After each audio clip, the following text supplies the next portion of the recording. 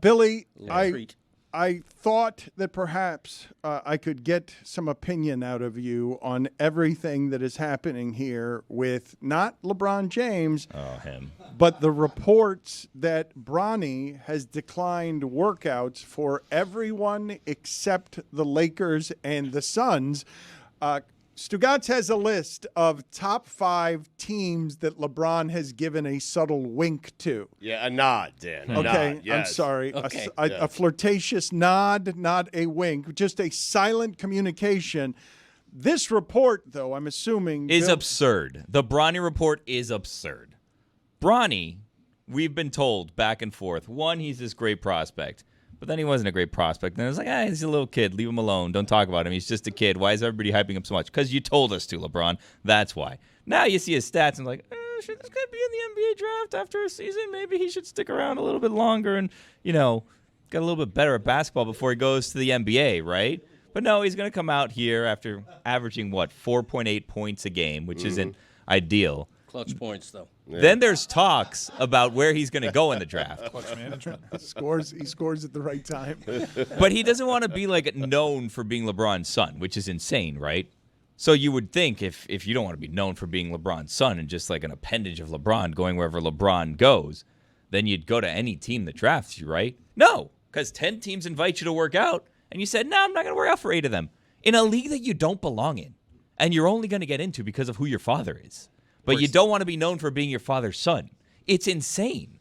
I feel like yesterday we went beyond the whole, because there was talk out there, Dan, in the office about how they feel bad for Bronny. Feel bad for Bronny that he's going through all this.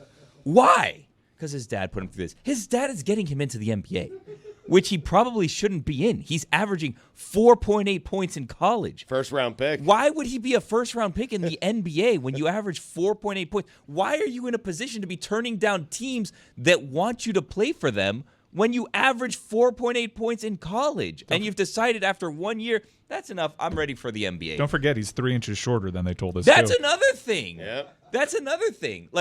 I understand. I feel bad that he's 19 years old and he's going through this, but you're not making this any easier. Why are you doing this? Why don't you work out for everyone that wants you to work out for them? If you don't want to be just known as LeBron's son, go play for another team. Get drafted wherever you get drafted. Don't just pick your dad's team and your dad's friends' teams in Phoenix. What are you doing? Yeah, I wanted to ask you about that stuff because it seems as though LeBron and Rich Paul, the leverage is Phoenix, right? That's what they're angling for. It doesn't seem like Udonis has said he's flatly not leaving Los Angeles. Ishbia is being used as a tool here as the radical owner who will do anything to get attention.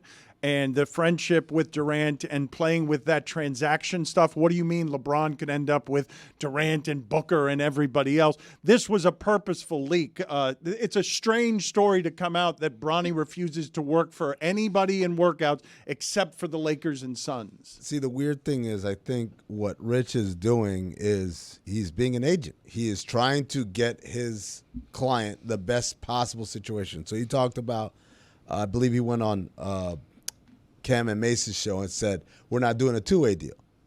And he's saying that as an agent who does not think that is in the best interest of his client for several reasons of the restrictions of the two-way deals. He has no problem playing the G League, but it's not going to be on a two-way deal. It's going to have to be on a full NBA salary. Those are usually done with second-round picks, right? Yeah. Yes. Well, but there are. He doesn't want to do them. He wants them picked in the first round. Well, no, there are second-round picks that do get full salaries that aren't two-way players. Rich is doing all of this because he's like, I'm trying to get the best options and scenarios for my client. The problem is his client is the son of his most famous and most powerful and best client. And so everything that happens to Bronny is seen through the lens of Uncle Rich and Daddy LeBron are trying to game the system, when the reality is this is what any agent would try to do for a player if they had the ability and the leverage to do it. Should a player of his skill set be declining workouts? But again, if my agent says to me, I can get you drafted in the first round and we don't have to work out for all these But teams. he's going to get drafted in the first round not because of him. But it doesn't matter. Why would he? But if he wants to make himself independent from his father. But he doesn't, Billy. He doesn't. Right. I hope Portland drafts him. I hope they draft him at 7. Your move, LeBron. You're going to go to Portland. I hope they draft him at 7. Actually, you know what's funny? I hope Pop drafts him at 8. Oh, LeBron, you always wanted to play for me? Now's go your chance, there, buddy. maybe. Come to San Antonio. That's a good spot, though. I'll tell you Bronny and what Wemby. the worst case scenario would be is that he gets drafted by Phoenix because then LeBron's got a real tough decision. I hope he goes to Utah. I got to take minimum? I hope he goes to Utah. That's the only path to LeBron, right? A minimum contract. Or either that or convince the Lakers, hey, so Bradley Beal. I mean, you're only taking Bronny if indeed you want LeBron, right? Or if you think And LeBron's going to go there. as a first-round Otherwise, you're pick? not taking Bronny. As a first-round pick, sure. Yes, Yeah. exactly. But my point is, if Phoenix takes Bronny with a first-round pick, Phoenix is hopelessly capped out. So LeBron's got one or two decisions: either to find a way to hypnotize the Lakers into taking the poo-poo platter from Phoenix, or you could sign for minimum. You could come over here and just play for tens of millions of dollars under what your market value is. And then LeBron's got to make the decision like, wait a second, how much do I love my son? That's the thing. You need to test LeBron's love for his son right here. If you're one of these bad teams that's never going to get LeBron, you test his love for his son. And you test all this bull that he's been saying, oh, my dream is to play with my son. Really? Yeah. You want to play in Detroit with your son? So you We'll test see. LeBron and you don't try to make your team better. Exactly right. I Yeah. love it. You test his love for his son.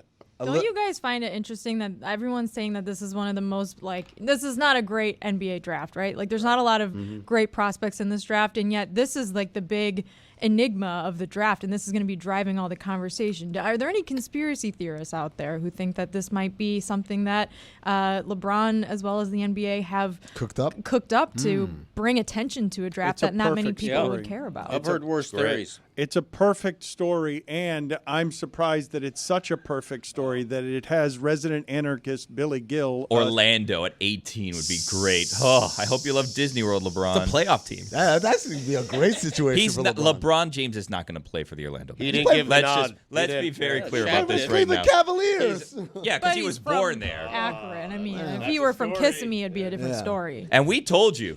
We told you. Coach Biggerstaff is coaching for his job, and you guys laughed and scoffed at us when we told you that. Monaco.